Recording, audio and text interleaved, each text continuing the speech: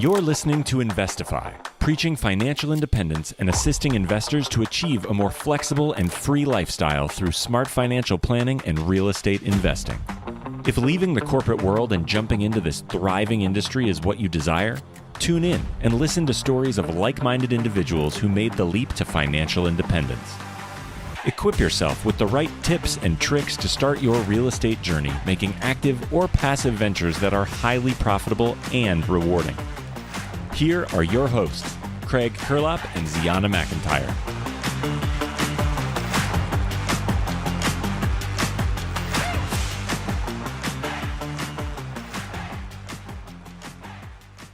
What's going on, everybody? You are listening to Investify. My name is Craig Curelop, and I am here on a solo show today. So Z Money is not here. It's just me, myself, and I. And I can tell you what, that intros are a little more awkward when it's just me. But we've got an amazing guest today. He's a GoBundance brother of mine, and he is just an amazing, amazing dude, such an inspiration. And he drops gold all throughout the episode, from the first minute all the way to the last. So you're definitely going to want to listen to this all the way through. And if you do get all the way through, please remember to leave us a rating and review. This is what helps our podcast get out to tons and tons of people, provide tons and tons of value, and hopefully help more and more people achieve financial independence. And so Brian's story here today starts with just a little bit of a house hack, gets him to that financial independence point, and then he goes off and starts this other adventure, which is getting him to even like a more fatter financial independence. And now he's out traveling the world doing the things that he loves to do, and he's living his ideal life every single day. And to top it all off, he's only 27 years old doing all this, man. So I'm not going to reveal any more of his story. Let's just bring him on the show. Hey guys, if you're thinking about becoming a real estate agent like us, you might want to go to Kaplan. That's where I got my license, and I found that they made all this really dull information actually kind of interesting and very memorable. So if you're looking at getting your license, see if they have your state. They cover a lot of states, but not all of them. And if you want to get a little discount, use our code INVEST2. So the word invest and the number 2. Thanks, guys. Brian Luebben, welcome to the show, my friend. How are you doing today, brother? Man, I'm doing freaking awesome. How are you, buddy? Dude, so good that you're on the show. So good we get to catch up again. This is like, what, the second time in 2 weeks, bro? Like, what do I have this honor? Dude, it's all the Venmo requests I'm sending you to request your time and your presence. You know, yeah. People don't know. Craig charges a $30 per 10-minute friendship fee. So that's right. So anybody who wants to be my friend, yeah, you can sign up at craigcurlop.com/Brian Luebben for the affiliate code. So, yeah. What up? No, but Brian, all right, man. Let's kick this thing off. Tell us how you first heard about financial independence. I know that's a big thing for you. Cool. So yeah, I've got two different stories behind that. I've got the financial side, and then I have the kind of the philosophical side, right? So kind of my backstory in a 30,000-foot view is I went and was in corporate sales outside of college, jumped right into corporate America. That was my entire identity, was being a B2B sales rep. And I was like, oh, I'm good at talking and asking good questions. So I rose to the top of the company, and I hit the most amount of goals that you could hit. Like, I did everything that you could do. I was number 8 out of 5,079 reps for that position in the company in the United States. And then I won all the awards, and then the next day they were like, hey, your team is behind projections for the next quarter. Fix it, or we're going to have to change some things. And I said, wow. Oh, fun. I was like, so there's nothing left for me to pursue. I made it to the mountaintop, and I realized I was climbing up the wrong mountain. Yeah, well, I want to kind of like dig into that a little bit. And so like I think a lot of people who are listening to this podcast who are still in W-2, right? Like sales jobs are great for when you're first getting into things, because your income is effectively like infinite. And so what did you do in your sales job to go from college kid who knows next to nothing, maybe just overly confident frat boy, to like top 8 in the country? Two things from like a sales perspective. Like, well, first off, that was my entire life. So I spent every waking moment learning about sales and improving sales and working on my craft, all that good stuff. So if I were to narrow it down to like two things specifically, listening to podcasts in the car, I did the math. I realized if I stopped listening to music and instead I listened to a podcast for 2 hours a day, then that would just be my commute to work and back from work, let alone all the stuff in between. If I listen to sales podcasts 2 hours a day for 5 days a week, that's 10 hours per week. And then on top of that, per month, that's 40 hours. So I'm not even doing anything extra outside of work, and I'm getting a full masterclass 40-hour work week of training on top of working those extra hours. So I just skyrocketed past my peers because this is what I was doing. So that was one. Number two is I instantly from the beginning had this idea where I'm just going to find out whoever's the best at the job, and I'm just going to figure out what makes them them, and I'm just going to annoyingly pursue them until they form a friendship with me, and that's what we did. Yeah, and I think that applies to all parts of life, exactly what you did here, right? It's like most people show up to work, they show up at 9, they leave at 5, they collect their check, and they go about their day. And they make, the average salary of the U.S. citizen, right? How do you take a step back, and how do you become the best at your job? Well, you got to put in the most effort, right? Like, how does Kobe Bryant become the best basketball player, or LeBron James, right? It's they're putting millions of dollars into training and into all this stuff, and you gotta be better than 5,642 other salesmen, right? And so how do you come in that top percent? I love, and I feel like that's just who you are, and that's how you become great at everything that you do. And so, all right, so you raised to the top of this company. How much are you making at this point, at the peak? Over 200. Okay, over 200 grand. So that's, okay, so 210, 220, and you're like a young kid making 210, 220, and your boss says, hey, you're behind projections, fix it.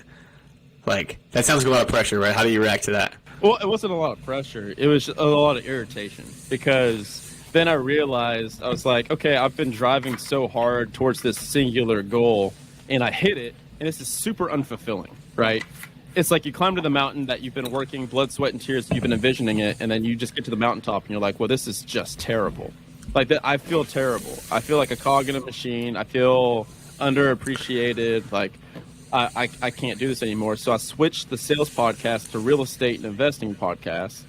I heard David Osborne, who's the founder of GoAbundance, on the Bigger Pockets podcast, and I learned about net worth. And I realized I was worthless because I was spending all the money that I made. Yeah, what do you mean by that? You were worthless. Net worth? Zero. So what does that mean? Like you had no money, even though you're making $220,000 a year? Yeah, I was just spending it. Like, maybe I had like $10,000 chilling in a savings account, but like besides that, if I got a huge commission check, I'm going to Miami. Like, right. That's what I was doing. Right. And so I didn't know any better. I was just a punk kid. Right, and that's what most people do, right? I mean, that's why middle class and poor people, right? They all talk about income. Income is worthless.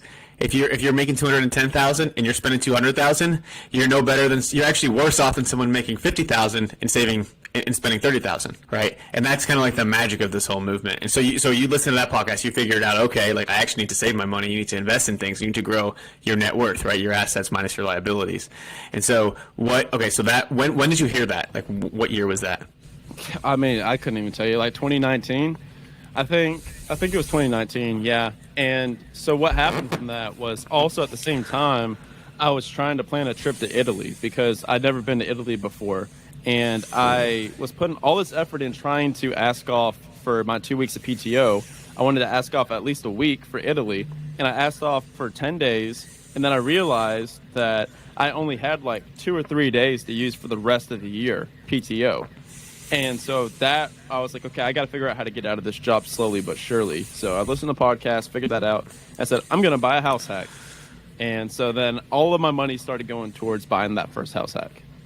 Okay. And where are you located to buy this first house hack? Atlanta, Georgia.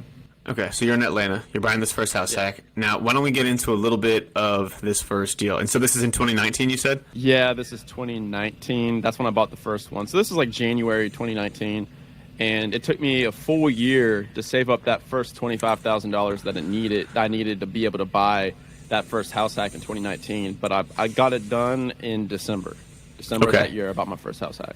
December 2019. And so that is the hardest part, is saving up that first $25K to get that first investment. After that, it starts getting easier and easier. And so I guess real quick. Yeah, before we get into the deal, why don't you get into how did you save $25,000 in 12 months? I was making $200,000 a year. Oh, that's easy. Fair enough. Yeah, I was making high income. So no, what I did was I just started saving 50%, like of every single paycheck, and it took a while to be able to get like my lifestyle down to the point where I needed to be. So I brought in a roommate and stuff like that to my apartment. That I was living over by the Braves Stadium in Atlanta, and started cutting back and having a budget. So 50% of every single paycheck started going directly towards that.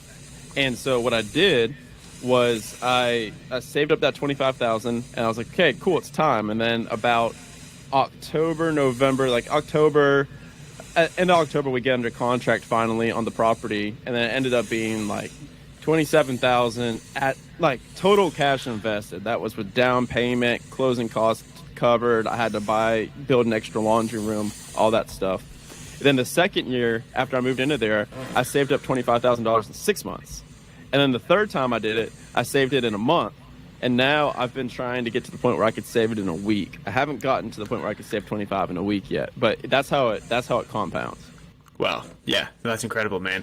And so let's dive a little bit into that first deal, because that's the for real deal. So this is the first deal that you ever done as a real estate investor with intention. So let's dig into it, man. Let's hit into the numbers and all that good stuff. So you bought this thing in December 2019. What'd you buy it for? $273. $273. Yeah, it was a five bed, 4-bath, in-law suite with a full kitchen. So that's my criteria. I buy 5-bed, 4-bath, single-family homes, kind of 1970s, 1980s construction. What David Green would call a luxury house hack. Okay. I didn't do it like you did, dude. I could never do that. No, yeah, you didn't live behind the curtain? No. What I did do is I bought the house, and then it's got a downstairs with 2 bedrooms, and it's got an upstairs that's 3-bed, 2-bath. So my mortgage was like $1,620, I think, and I've got all the numbers written down somewhere else, so you can reference those. But $1,620, I think, for the mortgage, and then upstairs I rented out for like $1,700 plus utilities.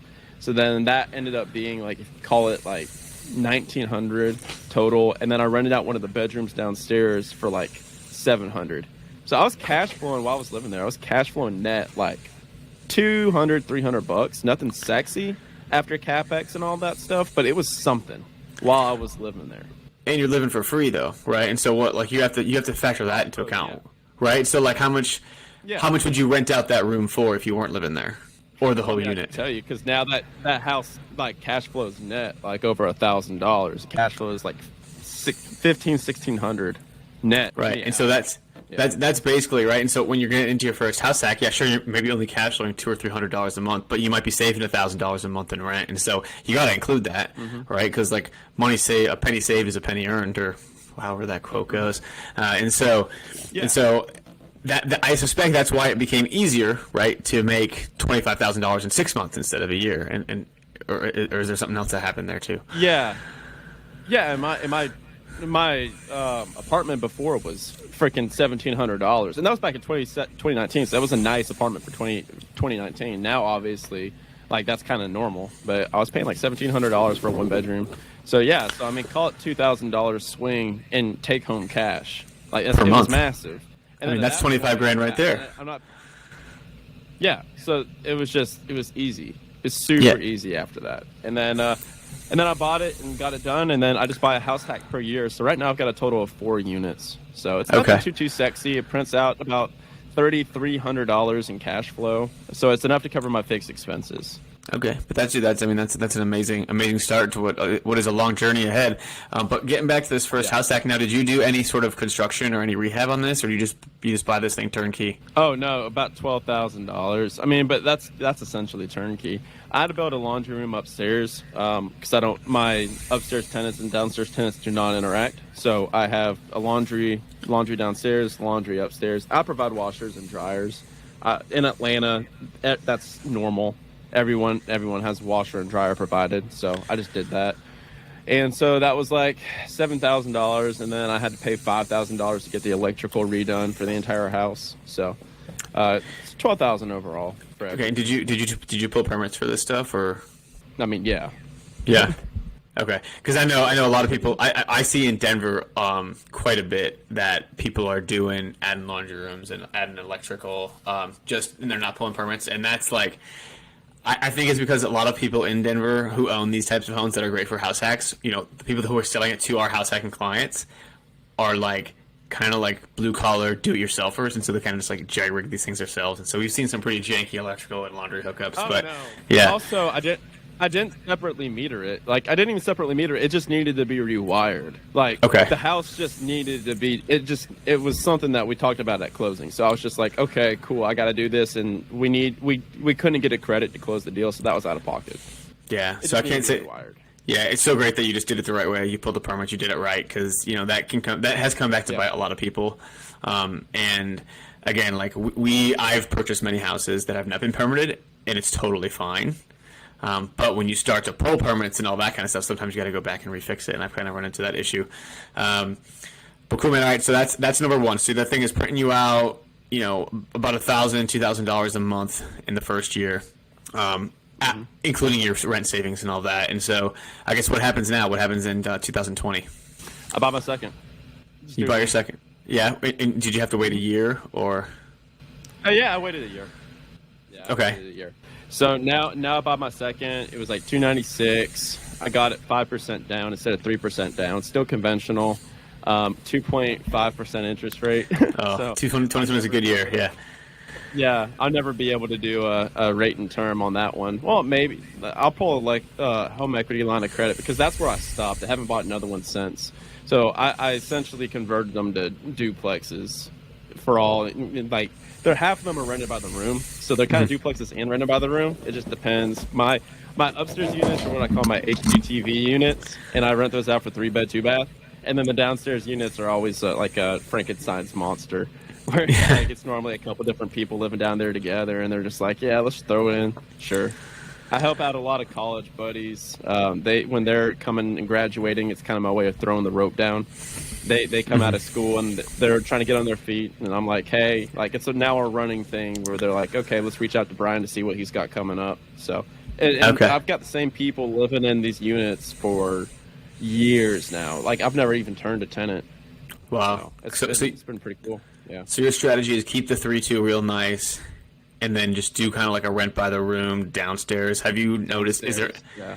Is there any sort of animosity or any bad blood or anything between the top and the bottom floors, with the top floor being too noisy, or have you dealt with that at all? No, we don't even know that they exist. Really? Sorry, do you have like 2 separate furnaces, or like? Because I always find that the ducting running through, like the noise travels through the ducting. No. I mean, like slightly, but not as. Here's my thing, right? If you're in an apartment, you're getting noise from upstairs, downstairs, left, and right. Mm-hmm. So it's just like it doesn't like. I feel like it's even better. So yeah, maybe you hear some like footsteps upstairs sometimes, but you would hear that in a freaking apartment too. So it's just like it's never really been an issue. And also like the tenants that I get, I'm obviously like they're aware of the situation, so they're also a little bit more conscious to kind of keep it down. So on both ends. So it's like we keep it down downstairs. We're not going to ever be blaring music, and same with them. So it's just like it's never been a problem. Everyone's just been quiet, and I screen my tenants really well. So they're all like super awesome people. Okay, yeah. Why don't we get into that a little bit? Like, how do you screen your tenants?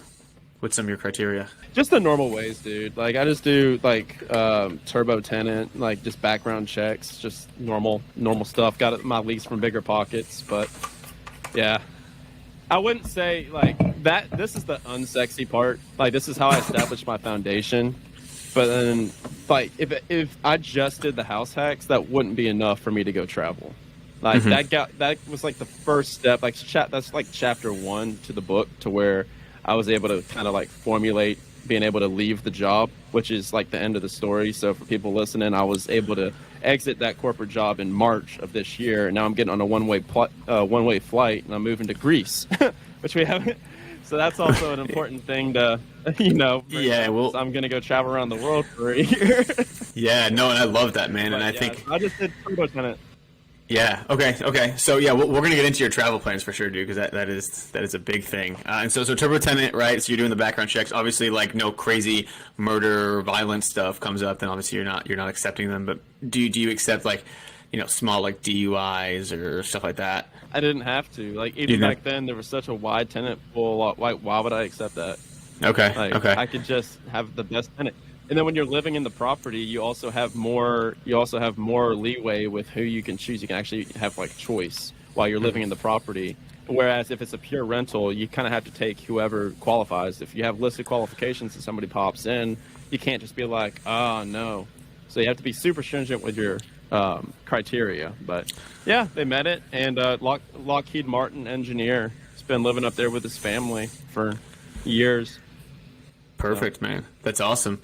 And so, all right. So you mentioned the house hacks, right? That's like your foundation, right? And we kind of say this all the time. It's that like house hacking is not. I mean, it will make you. I mean, it will make you wealthy, right? But it's not going to make you extremely wealthy, and it's going to take a little bit of time, 4 or 5 years. Really, what financial independent, what house hacking does is it allows you to play to win rather than playing not to lose, right? You have that baseline. You've got your basic expenses covered. If you leave your job, you're fine for a very long time. You got a lot of runway. And so, like, what are you doing? What are you doing next now that it's, now what are we in? We're in 2022, I guess, right? You quit your job. What gave you in house hacking gave you the confidence to quit your job? Is that right? Or is something else there too? No, there's other stuff. There's other stuff because so what I tell people is it's like a 4-step framework that I've got established. Whenever so like to back up a bit, all of this is just literally revolving around creating your best life. So for people that are listening, I'm going to say this in context of me traveling around the world. That is my best life. Your best life may be having more time to be able to go to your kid's soccer practice on Thursdays. When your job that you're doing right now doesn't allow for that, that may be your best life is just having freedom for that. So for me, step one is to like create that vivid vision, right? Of what is your best life? What would you do if money wasn't an object? And then, so that's really important to start with your vision. So for me, my vision that 3 years ago when I was buying that house hack was this that I'm living right now. So that's super important. And then that's step one. Step two was to get that financial foundation, which we did with the house hack. So I got the house hack and I got the second house hack. That started printing out enough income to where I'm like, okay, I think my fixed expenses are about covered at this point, right? Because I own my car and my housing payments completely eliminated essentially. So I'm like, $5,000 will cover the necessities. So then, like I said before, I had $3,500 coming in. So now when I move out of my bottom unit of my house hack right now, that will increase this by an extra $1,000. That'll be $4,500. And then I'm renting my car out on Turo full time while I travel.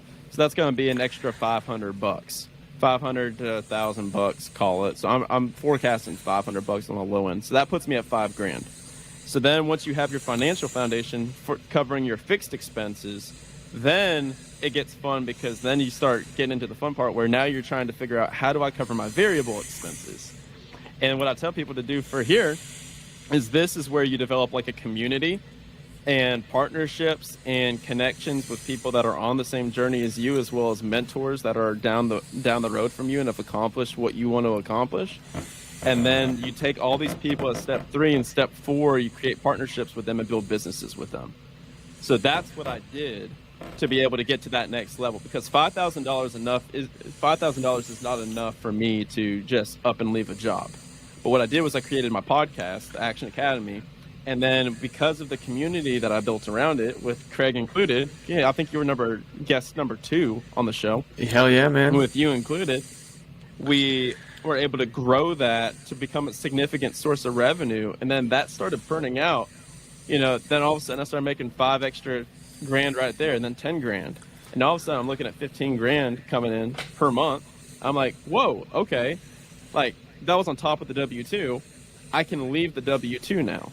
So what I tell people is, and you don't have to do a podcast. The podcast was my thing and my passion that I was super fired up about, and it's what I would do for free and now I get paid to do. I tell people, find out what that thing is for you and pursue that and try to do it as a team effort instead of just going about it solo. So I'll let you dissect that. Yeah, no, dude. Yeah, there's a lot of good stuff here, man. This is like a dissecting like a lion or something here. Like, so I want to kind of kick it back to, you talked about like your vision, right? And your vision was, was to go travel and to do something that you loved, right? And so you've got your financial base with the house hacks, but you're still not confident enough to quit your job until you start this little side hustle thing, which was the podcast. Now I need to ask, how did you decide a podcast, right? There's millions and millions of things, and I think there's a lot of analysis by paralysis people can do because there's so many shiny objects of how you can make money in this world these days. Why a podcast, and how did you see that vision? Failure. So the first thing is you cannot be afraid to fail. Like, failure is part of the process. If you're not failing, you're not actually trying. Full transparency. If you're not ever failing at anything, you can't remember the last time you failed at something, you're not really putting yourself out there. So I went through probably 4 or 5 different things. Try, fail, try, fail, try, fail. Outside of house hacks, I was like, well, I'm going to try to wholesale some houses. Nah, I hate that. I'm going to try to flip a house. Nah, I hate that. I'm going to buy a laundromat. Nah, I hate that. I'm going to buy a car wash. Nah, I hate that. I don't want to do it. And every single thing just kept failing. And I was at a GoBundance event, and then they were like, I was golfing with Mike Ayala, and he was like, dude, you should try to do a podcast.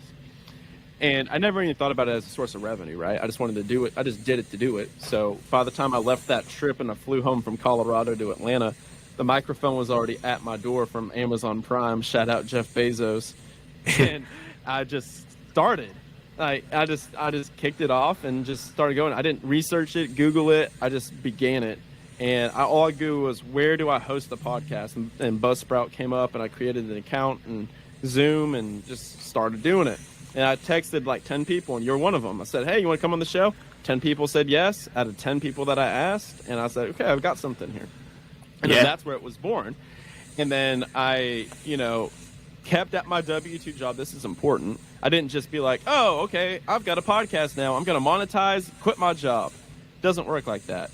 You have to find a way to provide massive value to a massive amount of people. And that should be your core focus, because that's what helps accelerate your journey to financial freedom faster than you just trying to do it yourself and index fund and save every nickel and dime yourself. If you join a community or you build a community and you find ways to provide value to other people, they will help you on your journey. So fast forward 6 months of that podcast, I hit 10,000 downloads in 5 months. And now I've got like this community that's supporting it. And I've got affiliates that all of a sudden come out of the freaking woodwork, and they're like, hey, we've got a bunch of people signing up because of your show. Let's form a partnership here. I was like, absolutely. And I didn't even reach out to them. So now all of a sudden going into December is when that began. And then January hit, and now I start doubling my show every single month. And now I'm nearing like 50,000 downloads come here in June. And it's crazy how it doubles and doubles and doubles every month. And so that's how it began. So I didn't just like come out the gate and expect level 10 results when I was at my level 1. I put the work in, and I started producing content and releasing it every single week like clockwork without any results. And then now I'm seeing the snowball effect of that. And that's amplified everywhere. It doesn't matter what your niche is. There are people that are restoring old wooden clocks on TikTok making millions of dollars. Yeah, so you can do it. Yeah. So I guess, how do you get through that stage though, right? I think a lot of people, you start a new podcast. It's exciting for the next week or two, but then you're just, it's your mom, your dad, and your brother listening to it for like the first 3 months. So how do you get through that stage of that until you're like, oh crap, I'm actually impacting people's lives, and I'm changing people's businesses, and I'm helping other people generate tons of revenue, or whatever it is, right? Whatever value you're bringing to so many different people. Hey everyone, big news. Investify has now partnered with Rent Ready. And yes, we've partnered with Rent Ready because that is the software system that both me and Ziana use to do property management for our rental properties. It makes things super easy. We can send applications, get background checks and credit checks. Tenants, when they come in, can pay rent automatically through there. They can submit maintenance requests, do everything you need to do for property management all in one place. That's why Rent Ready is the thing that we've done. I've been using them for years now. And that's why we reached out to them for a relationship on the show. And so again, super excited to have them on board. If you go to rentready.com and use the code Investify, you'll get 50% off your first 6 months. That's right. 50% off your first 6 months. If you go to rentready.com, sign up and use the coupon code INVEST2FI. And can't wait to see you there. Let us know, hit us up on Instagram, hit us up on wherever, and let us know what you think of Rent Ready. Because again, I think it's an amazing software. I use it all the time. You can access it from your phone. Amazing stuff. So thanks so much. And let's get back to the episode. It's my one thing. Like for me, this is my one thing, like Gary Keller would say, like, this is what I'm supposed to do. I finally found my medium, which was this. This is what I'm supposed to do. And for some people that may be like blogging, maybe some people like being on video more. Some people want to do TikToks or YouTube or whatever have you. For me, it was this. It was podcasting, because I immediately did it. And then as soon as the episodes started coming out, I started getting those phone calls. And here's the easiest answer to your question. I started getting phone calls that said, "Hey dude, I listened to your show to support you because you're a homie. It's actually really good." And I didn't take offense to it. Like they're expecting it to be terrible. They're like, "Dude, just listen to your episode with Craig. It's actually really good, dude. Like seriously good." I'm like, and they're like, "No offense, no offense, no offense." I'm like, "Dude, none taken." I'm like, "Holy crap." And the sense of fulfillment, Craig, that I got from that was higher and more from just getting that phone call than it was for me winning the award after all the blood, sweat, and tears in corporate America. Wow. And that's what made it worth it. And now I get like hundreds of those messages every single week. And it's so freaking awesome. And that's what fires me up. Now I'm a freaking power plant of energy because how could I not be? Everyone's winning. Yeah, no, that's amazing, man. That's amazing. And so that's what that right there is what financial independence does for you, right? It's like it allows you to almost live your ideal day every day. And so people think their ideal day is going to be sit on the beach and drink margaritas or whatever, right? But like that's not really it, right? No. You need that sense of fulfillment. And your sense of fulfillment is clearly the podcast. And so maybe now you're still doing it like 40 hours a week or so. But if you scaled that back to 20 hours a week, I bet for damn sure that you would still be very fulfilled. You can go travel. You can go spend time with your fiance, wife, girlfriend. I know you got a significant girlfriend for now. Girlfriend for now. Okay, girlfriend for now. Something's telling me maybe on this trip. Hint, hint. I don't know. I actually don't know. Girlfriend for now. Fair enough. But no, man. I think that's all. I think that's great. And I think that's just like you're just like the poster child of what financial independence can do for literally every single person. And so now you've got this podcast, right? You've got this platform. You're starting to monetize it, right? And so you mentioned people would just like reach out to you for some affiliate relationship. And this isn't just a podcast that you can do this with, right? You can do this with blogging. You can do this with, you can do it with like books or webinars or course, like Instagram, TikTok. There's so many different ways, so many different platforms out there. You chose the podcast medium. How do you set up these affiliate relationships and how does that work? Like, are you just every person you send them, you get a little cut or what? Yeah, I just do a flat rate percentage. But like for me, it's like high ticket stuff. So for me, it's like I don't have like a link that says like, "Hey, sign up for this $10,000 mastermind." No, like I say, "Hey, book a call with me to learn more." And then if you're accredited, and then I talk to them, and then if it makes sense, like after talking to me, and that's an important caveat that you just made there, Craig, is I won't have any affiliates that I don't pay for myself. So I think that's a point of integrity that every content creator should have to a degree, because now I don't feel like I have to sell anyone on anything because it's something that I do, so I can just simply share my story, and like that's it. So I get to just form awesome relationships, and that's like 30% of my week. Just forming awesome relationships with awesome people, telling them about what helped me and that could possibly help them. Wow. And so I had this mistaken in my head the whole time then. So you talked to almost every person that you're referring out. Yeah, dude. Yeah. That's kind of mind-blowing to me. I'm like, what? I thought you just had a link on your site. No. Okay. You think I'm making $10,000 a month? You think I'm making $10,000? Dude, the credit that you give me, man. Bro, I thought... Good. Dude, I thought you were a legend, man. I mean, you are a legend, but no, that's awesome, though. Yeah. No, it's my favorite thing that I do. So you're telling me that you've got, so GoBundance, for instance, you're telling me that you've got a guy that wants to join GoBundance and he's a freaking rock star, or she's a freaking rock star, and they want to join GoBundance. Like, sure, maybe somebody will just click a link and be like, oh, Brian's episode with Craig was so good that I want to join GoBundance and drop $10,000 today. Or I could form a freaking friendship with them and a relationship. So it's like everyone wins, because now I've got a brand new friend. I've had like a quarter of these people are so freaking awesome that they end up coming on my show. So It's like, imagine the freaking joy that I have waking up every single day knowing that my day is spent either podcasting, talking to people about coaching, or talking to people about GoBundance, talking to people about all this different stuff. Like, that's my dream life. And now I'm just going to bake, grease and travel on top of that to craft this life that I've had on my vision board for 3 years, and now I've made it a reality. So at the end of the day, people just need to, the goal is to do what you want, when you want, with who you want. And the goal is not to stop working, because that's a page that Bigger Pockets began with the whole house hack financial freedom thing. And then now, fast forward 5-10 years, people are hitting it, and now they are lost. And then, so this is where I want to pick up is chapter 2.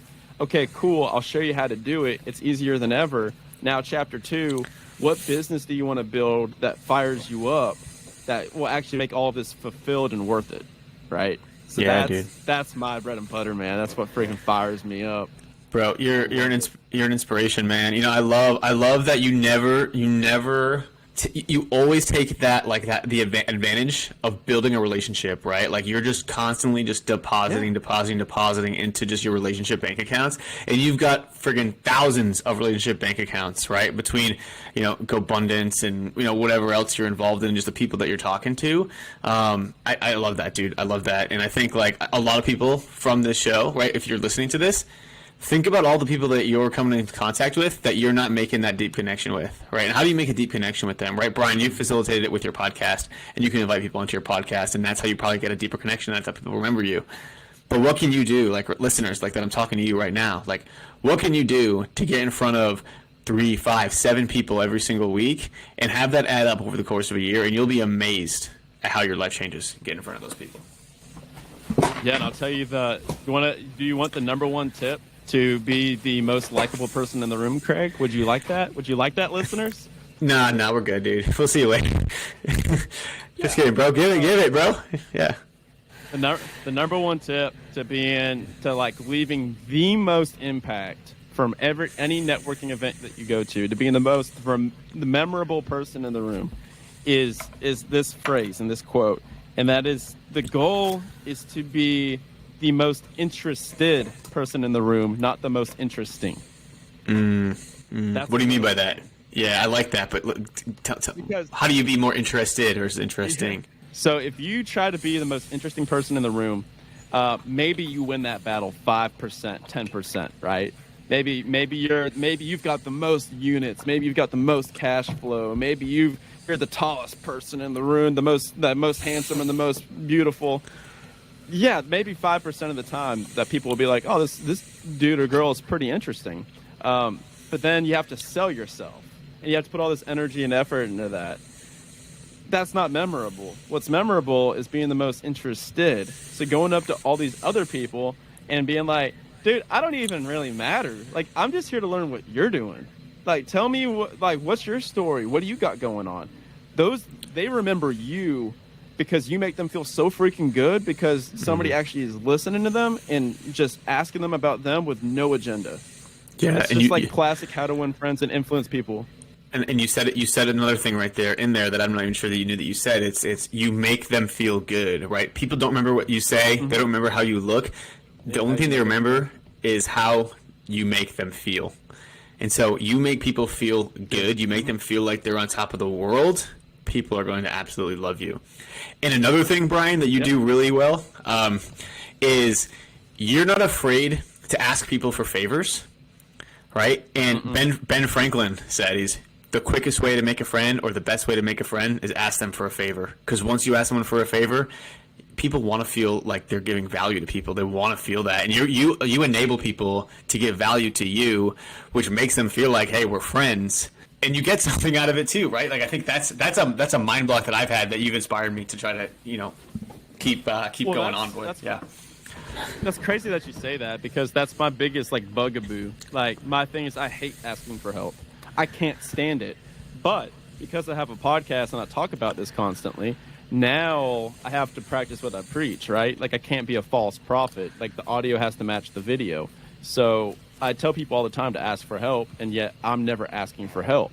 So I just released that book. So I've got a 30-page guide. It's from w2toworldtravel.com. So www.w2toworldtravel.com. 30-page guide on how we left corporate and now we're traveling the world. And I did a book launch, and I texted like 300 people. I texted like 300 people, and I said, hey, do you want to be a part of the launch team for this free ebook that I'm doing? Because I was going to charge for it, and then I just decided to give it away for free instead.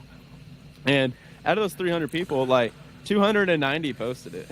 Yeah, it's nuts, dude. And you were one of them. Yeah, and yeah. So that was a super cool moment for me, because I'm so against asking for help. And then everyone was so happy to help, because little did I know, well, I guess that makes sense, but like, they're like, dude, I listen to your podcast every single week, 5 days out of the week. You provide massive value to me, and you never ask for anything. So it's because I lead with value that everyone's able to do that. If it's a person that's not leading with any kind of value, then you're just going to be what's called an asshole.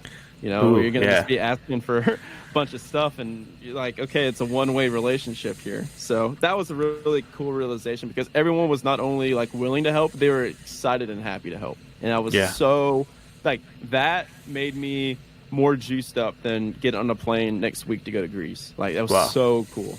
Yeah, yeah. You know, I always like to think of relationships like bank accounts, which is kind of weird, maybe, but right, it's either you're making deposits or you're making. I'm a weirdo, but you know, you're either making deposits or you're making withdrawals, right? And so you're basically, every time you make a podcast and people are listening, right? You're making deposits, you're making deposits.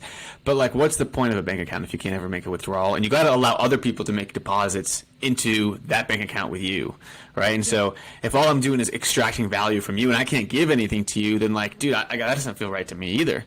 And so like people, it's hard to accept gifts sometimes, right? Because you feel like you may owe them something. But if you don't, The Go-Giver, right? Have you read that book? Mm-hmm. Yeah, so they talk about in that book, which I love, is that by denying someone, like when someone gives you something, by denying them, you're denying them the idea of gifting, which is like something that makes everybody feel really good. And so don't be afraid to ask for things. Like if you need help, don't be afraid to ask, because you never know who's going to say yes or no. Yeah, it's like, it's such a team sport, man. Like, all this is a team sport, and I put that in the book too, where I'm like, everyone tries to do this themselves, especially the people that are trying to save their way as opposed to earn their way to financial freedom. They're just kind of almost like reclusive, right? They're like, I can't go out and do anything because I've got to save my money, and I'm eating at home every meal. I don't want to go out to eat. And so what I invite people to do is to put all of your energy and effort truly into the relationships, because at the end of the day, I'll say a controversial, like a hot take, I don't really necessarily care about money that much, ironically, which allows me to make a lot more of it by default, which is weird, but you being in GoBundance, you know this to be true. That for me, that I just view money as energy. Money is just an exchange of energy. So you have people that are either attracting it or repelling it based off of how they're operating in their business and their life. And so for me, a step above money, people say that time is the ultimate currency, right? And then I just take that a step further. And I say, okay, cool, I get it. Like time, like if you have a 100 millionaire, like he'd pay all of his money to be 20 again. I get it. But I think the ultimate currency is relationships. The ultimate value is relationships. Because if you have all the money in the world, you would spend it to get your time back to do what you want when you want with who you want. Because if you had all your time back and you were sitting in, like for me, there's been times, like full transparency, I'm having to bankroll a bit of my girlfriend's trip to go with me to Greece, because she's got a baby business too, so she couldn't necessarily just afford it. And so for me, I was like, okay, so I've got a freaking like huge suite because it's been on my bucket list. So I spent money on it. And I was like, I've got this huge suite that's going to be overlooking the water in Mykonos. You have that swim out cave pool that's been on my bucket list and my vision board for years. And then you swim out and then you see the ocean and the sunset. I'm like, I don't want to do that by myself. You know, like So I had the money, I have the time. Now I'm like, now I have both of those. I don't even care. That's the who. And so when I started the podcast, Joe Rogan is what everyone aspires to be. I don't think he cares about the money, and that's why he's got it. He cares about the friendships. Yeah, I think that's, Steve Jobs mentioned in his book too, or I guess it wasn't whoever wrote, Walter Isaacson, right? And why Steve Jobs became so wealthy is because he was pretty poor growing up. He was like a hippie dippy, right? Like never cared about money. And then he got super rich and still never cared about money. He just wanted to provide value. And that's exactly what you're doing. And that's exactly what anybody who's got any type of money is doing. If you're chasing the money, you're going to live a miserable life. Like no one cares about the money, dude. It's all about the relationships and the time. Yeah. Can I offer a quotable for your podcast? Yeah, do it. Craig, what happens when you chase something? What happens? It runs away from you. It runs away. Fair enough. Yeah. That's true. If you're chasing money, if you're chasing freedom, if you're pursuing pursuing happiness, and The Gap and the Gain, which is an awesome book that everyone should read by Ben Hardy. They say you shouldn't pursue happiness because that makes happiness something that's always right around the corner and right like tomorrow. You should just simply be happy. So it's like for me, I'm not trying to chase money. I'm not trying to chase freedom. I attract money and I attract freedom. Right. And you have money and you have freedom. Right. That's kind of like that. Right. And you do put that in your vision board and all. I feel like you do all of those little things that just add up. Right. Like. Woo-woo. Yeah, the woo-woo. I mean, I got a vision board, dude. I got on the background of my phone, I've had the Bucket List family since like 2015 on the back of my phone. Yeah. And like my girlfriend and I, or not my wife and I we've done all those things. We've done travel, we've done all like it's all coming true. I don't have the kids yet, right? But it's amazing when you just put stuff in front of you that you want to do, how your subconscious mind just like gets it. Like it doesn't even make sense, dude. I can't even explain it, but it just works. I don't know what's more frustrating, being in the position where you're like everything Brian and Craig are saying is complete bullcrap, and like not believing any of it, or being in the position of being on the back end of it and seeing that it was all more true than you've ever believed, and seeing like why the heck did I not do this sooner?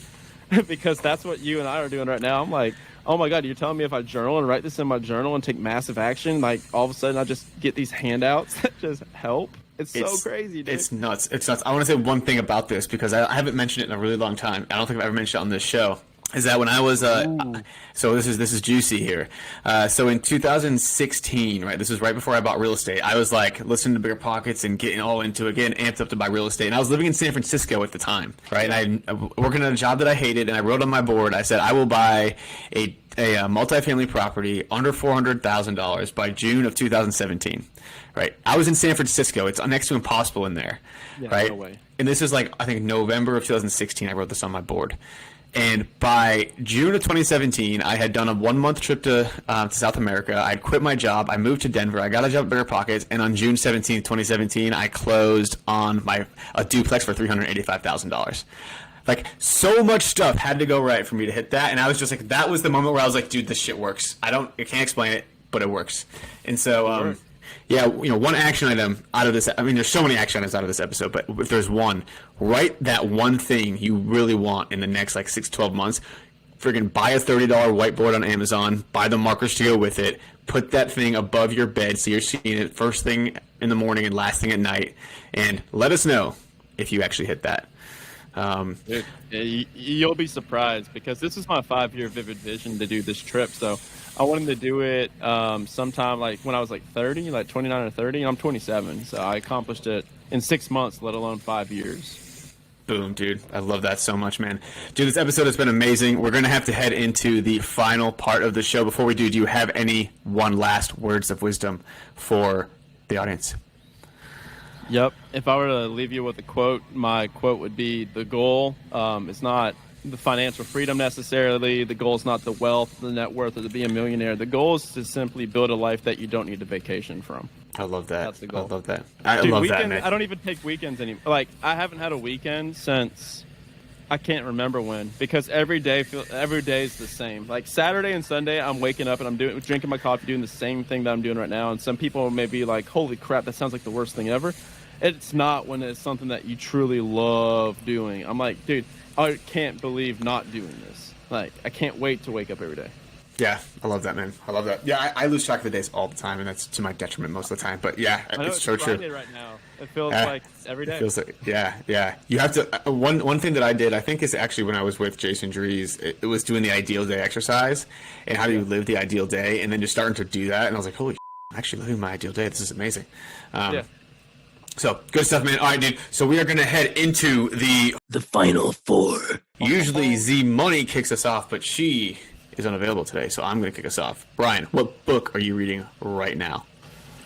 Surrender Experiment. Good, Surrender bad? Experiment. You ever heard of it? No. So I'm actually reading two simultaneously right now because I just got a Kindle because I'm about to travel. So it's the first time with a Kindle and it freaking rocks. So I'm reading $100 million offers by Alex Hormozy, which is like the Bible for business. So I'm reading that. And then I'm also reading The Surrender Experiment. And it's kind of alluding to what we were talking about before, to where it's this guy that essentially was like a super hippie dude that never cared about anything ever. And so he just came to a point in his life when he was like meditating, getting super religious. And he was like, I'm just, life tends to work out if you just allow life to flow. And like Jason says, with alignment. So he's like, instead of viewing these situations like as in the frame of something that I like or dislike, like it's raining outside, I hate that. And he's like, I view them as simply as what life is presenting, and I just flow with it. So I'm just going to surrender to life, and then it will lead me by default to be even more successful because I'm just going to surrender to it. And so that guy ended up creating a company worth hundreds of millions of dollars.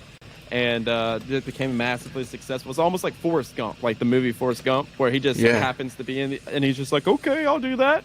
And then he's just happens to be have this amazing life. So that's what I'm reading right now as I'm about to go do this trip. So that's my kind of word is surrender, because I'm not going to control everything. That's a way to live a happy life for sure. I mean, what is the best piece of advice you've ever received? Play a team sport. Stop thinking about me, start thinking about we. Whenever I started removing myself from the mindset of how can I make the most money, how can I be the most successful, as soon as I started being like, how can I provide the most value to the most amount of people every day, that's when I really took off. And so that's why I'm not really afraid anymore. Like, there are slivers of fear that come up and doubt, which is human and normal, but then I go back to my core, my default, which is, if I'm truly out here to help as many people as possible, then there's really no way to fail at that. So, yeah, love that, dude. So, add value, right? That's the end of it. Yeah. Add value. Third question: what is your why? My why is to live a life I don't want to take a vacation from. Like, that's my why, and like it'll change as time goes on. Like, I'll have kids and I'll have a family, but that was my big struggle, man. When I was young and I was making a lot of money, like, I don't have a why. Like, what the hell does a why even look like? I don't have a kid. I don't have kids. I don't have a wife. I was single at the time. I'm like, why not go to Miami? Right. Right. There's nothing else for me to do. And so now my why is that. And for now, my why is to go travel and be able to wake up every day and now choose where I want to be. That's going to be huge, because now I'm been in Atlanta and I can do what I want when I want, but like, and with who I want, but not where I want, right? So now when I'm traveling, I'm going to be fully nomadic. So now it's going to be, if someplace is too hot, too humid, I'm not loving it, I move on to another place. Right. So now I'm going to have the trifecta. So love it, man. Love it, brother.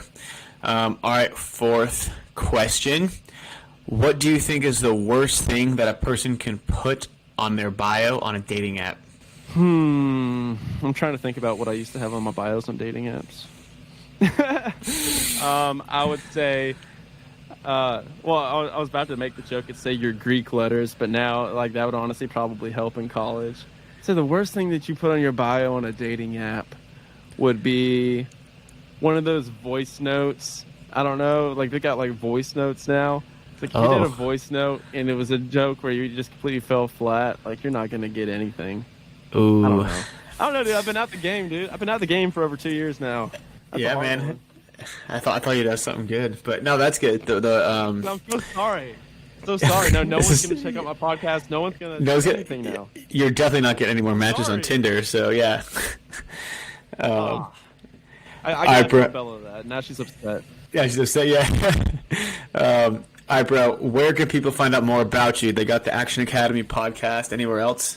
That's going to be the place that provides the most value to you. That or w2toworldtravel.com. That's w2toworldtravel.com. That's going to be the free guide, 30 pages. That also puts you on the email list. I've got a newsletter that goes out every Thursday that covers over all the top areas that we covered in the podcast for the week in 5 minutes. So that's awesome. That's really well received. At Action Academy Podcast, at Brian Luebben on Instagram. Like, that's kind of it. But, are you going to get that much value out of adding me on Instagram? Probably not.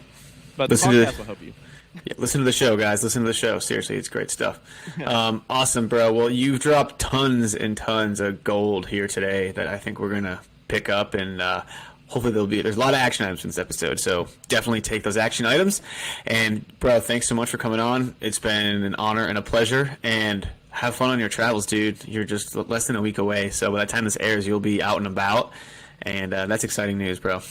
All right, man. We'll talk soon. Appreciate it. And my ultimate goal and challenge is to have at least 10 other people take a trip like this. So follow me to get inspired to take the trip too, and let me know about it. Boom. Maybe we'll meet you in Greece. Let's do it. All right, man. We'll talk soon. All right, Craig. Appreciate it. And that was Brian Luebben. Man, Brian is such an inspiration.